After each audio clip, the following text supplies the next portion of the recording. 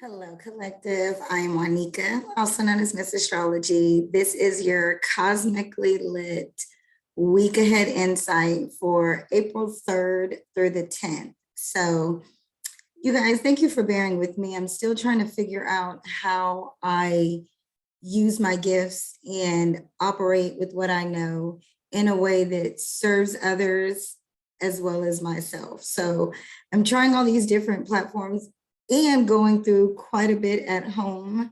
So that is starting to really settle down. This Aries new moon felt really good to me. My son bought me these beautiful flowers in the back. So I'm really seeking the format that allows me to best serve you all in a capacity that also serves me. So I want to give you week ahead insight, and I think the newsletter is going to be the best way to do this. So however you're seeing this, please make sure you're signed up for the newsletter. And I really want to not only give you insight, but really teach you astrology. So it just really starts to make sense for you so that you can dive deeper into understanding your cosmetic makeup, your astrological design, as well as those of your loved ones. So I'm going to send more newsletters. I also have courses, classes coming up. So be looking through the newsletter for the April. We'll do 2 astrology one-on-one 101 courses, getting to know the planets, and then we'll do birth chart basics because people love that and ask for that class. And then tarot talk. So be looking for those newsletters. And if you want to learn more about astrology without getting, all these signs involved in just the week ahead that these videos are going to offer, then just tap the link wherever, cosmicallylit.com. Everything's on the website. So, okay, let's dive in. I gave this week the theme and the title of Discipline Makes Dreams Come True. And the reason that I am saying that, first of all, we're off of that first new moon for the astrological year, the Aries new moon. I think there was a lot of things that were coming up and brewing for us.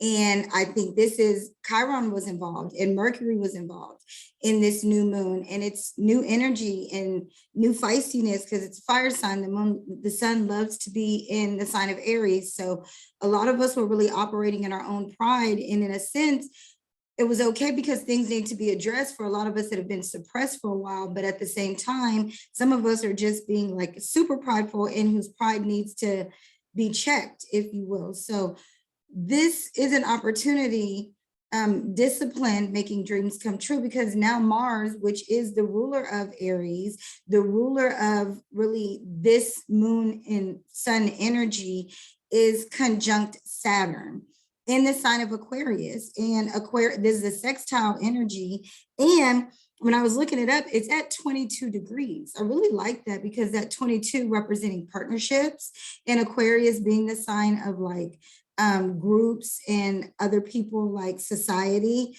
And I think this is really about standing up for oneself and allowing other people to be heard within our partnerships, and really finding the balance of that. And this bringing new conversations, new insights, new thoughts about these relationships and partnerships where, is somebody being selfish or is somebody needing to stand up for themselves? And so now that we're dealing with that energy, Mars being conjunct Saturn is saying, listen, for a lot of us, this is about taking the mature approach in addressing this energy, or in flowing with, growing through, growing higher in this energy.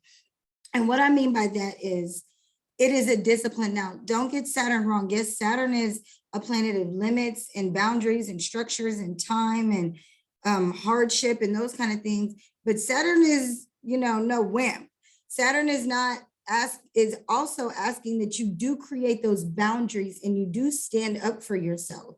So this is why astrology is really that balance. It's not anything that's forced. It's things that are influenced by the planets, that if you will tap into and take heed of the influence of right now, Mars conjunct Saturn, I need to either stand up for myself more and put those boundaries out there, or I need to stop being so forceful, allow people to have their boundaries, allow people to create their walls and their what they need to do in order to mature. Some of us are bullies. Some of us have really fiery, feisty energy and will just push forward so much that allowing other people to establish their own boundaries until this is a time for some of us to shut our mouth and let them tell us no. And this is what I have been tweeting about when I was saying, watch your mouth with Mercury being involved. Now, this is also Saturn saying, because your mouth can get you in trouble.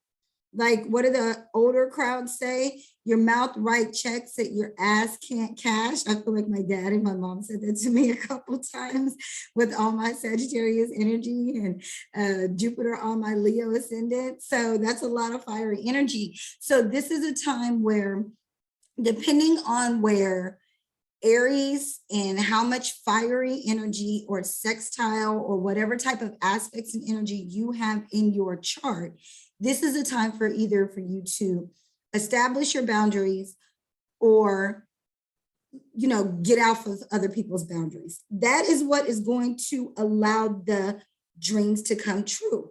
The ascension, this is, and I say this because we go into this week off of the new moon. But not just that, the moon is now in Taurus. The moon loves to be in Taurus. So now that we have that new moon that set us off to, I have something to say, I need something to get out, or somebody said something to me that I needed to hear, or these tense things happen. Now with the moon in Taurus, it's like, okay, let's nurture it. Let's see what the value is. The moon aspecting the North Node is coming up. Uranus is there to really kind of shock up some things and bring some opportunity to change and move forward and be, okay, well, let's just find a way to make it through or get over it or whatever. It's a newness. It's a new moon. So I don't necessarily want to say it's about letting things go, but it's about loving through and growing through and finding the value in some of the difficulties and the stressors that we've experienced, some of the ways that we've had to get frustrated and really in our thoughts and minds about things. I really hope that makes sense. Pisces is a healer, and Pisces really wants to heal this energy. Jupiter and Pisces, Jupiter is a conjunct Neptune. There are these dreams and there are these fantasies and thoughts that we're having about wherever Pisces is in your chart or Aries is in your chart, because, the sun and Mercury, they've already made their aspect to Jupiter. They've already come through that Pisces energy. So they're ready to do this as well in whatever way that we're being led to do this. I really hope that makes sense. The moon is in a great spot as it moves into Taurus and the North Node. We're really going to be okay to get through this. So many of the planets are really in that Aquarius through Taurus energy, to where as a society, as a whole, as groups, we are healing and we are moving forward. When you look at the chart, if you say that, okay, it's the new season, and then most of these other planets are really in Pisces and Aquarius right now. Aquarius wants humanity and the collective and groups of people to move forward and to be independent and to be free and to be informed and to be innovative. And this is something that we're all really overall needing to learn, because Saturn is here doing its thing. And it's going to continue to do that. But at the same time, Jupiter and Neptune are together in Pisces, to where those of us that are in the collective as healers and that are looking to heal and looking to heal others and to ascend and to restore and to bring back artistic healing and sound and energy and all of that, and tap into that and move forward in that. That's that Jupiter, that's that Pisces energy. Those things are being blessed right now.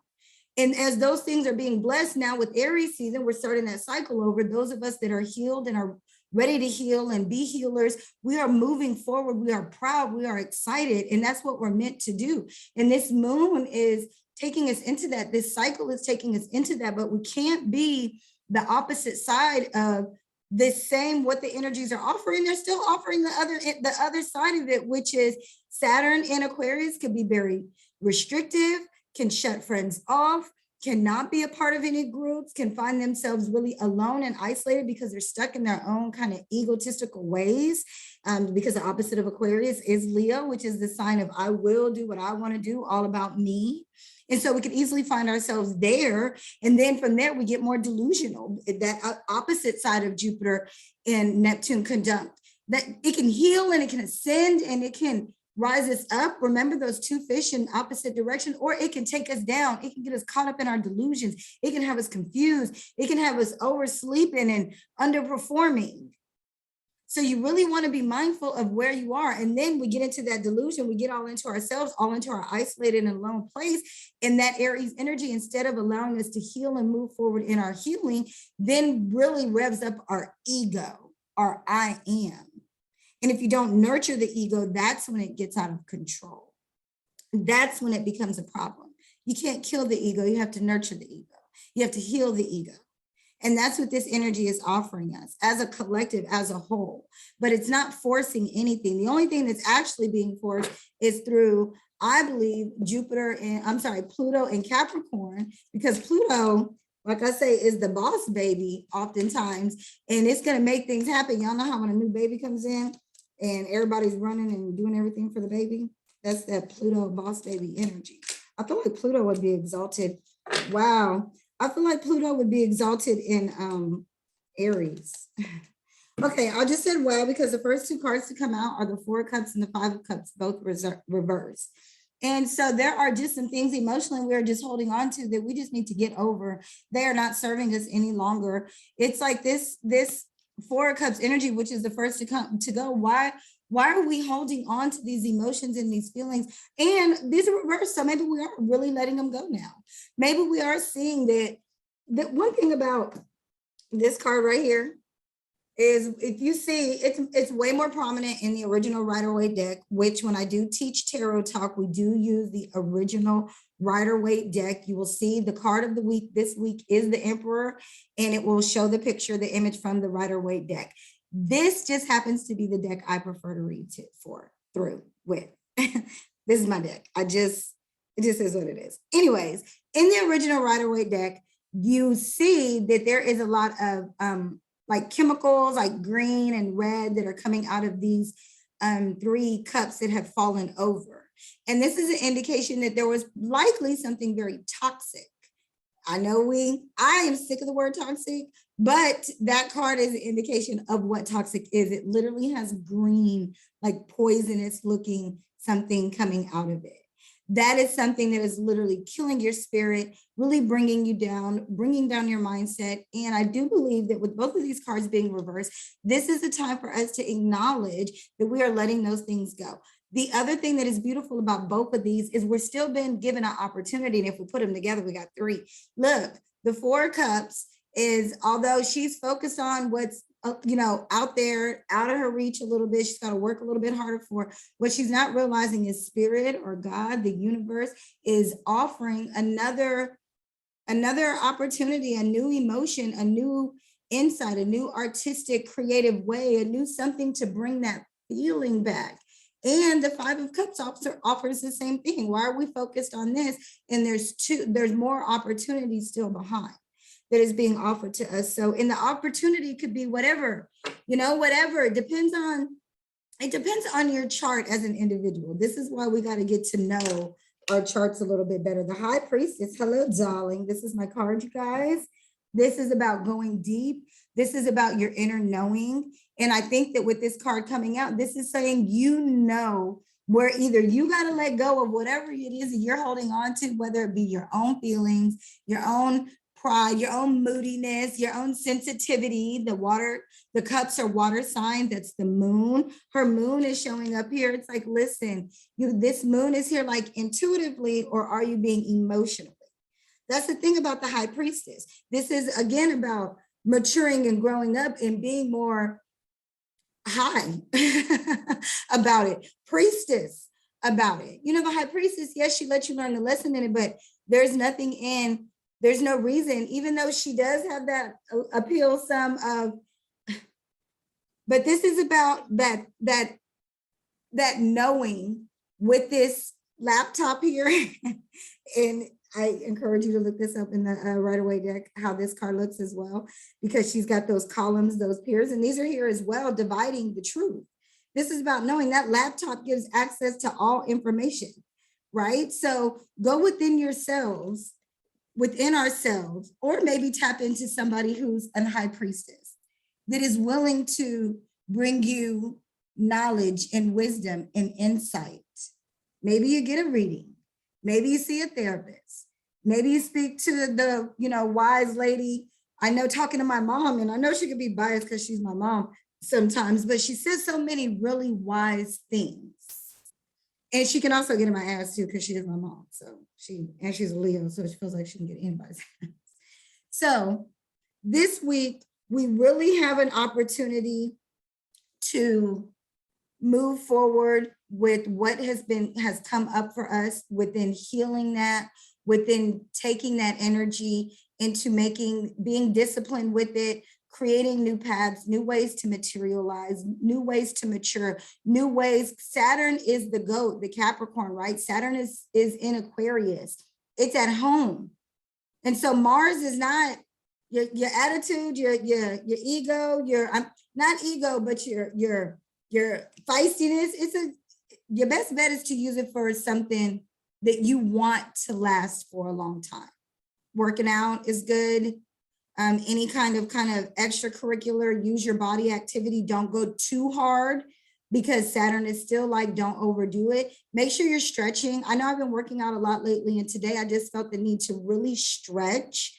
And that's really something good to do as well. Working on mindset, not just physical. If you are in the gym and you are going hard with your body, this is a good time to balance that energy out as well. Astrology is a spiritual thing, and it's a mundane as well. So Mars also is your energy. And so a lot of us have a lot more energy. So we want to go hard. We want to work out every day. We want to work out for hours every day. But Saturn is also saying, be mindful with that.